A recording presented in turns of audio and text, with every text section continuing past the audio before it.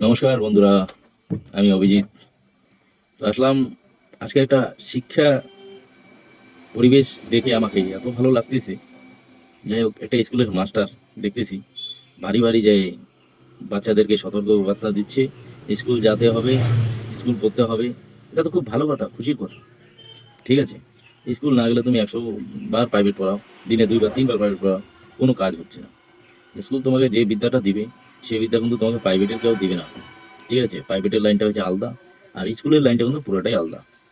ঠিক আছে। তো ভিডিওটা দেখে আমার তো খুবই ভালো লাগলো। তো তোমাদেরকেও দেখাচ্ছি, দেখো তোমরাও দেখে আগে হবে মানুষ হবে এভাবে এর ধরে পড়া বেশ করে কাল মার করতে শুনি না কি রে বেদরে স্কুল না গেলে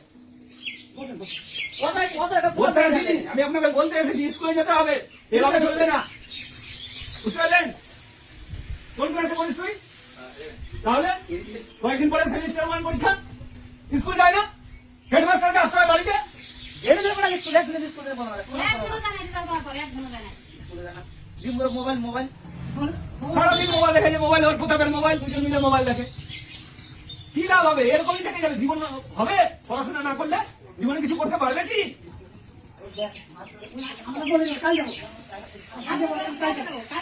আরে কালকে কোনোদিন আসবে না আজকে থেকে শুরু করতে হবে সবসময় যে আজ থেকে শুরু করে সেই জীবনে উন্নতি করে কাল আসে না জীবনে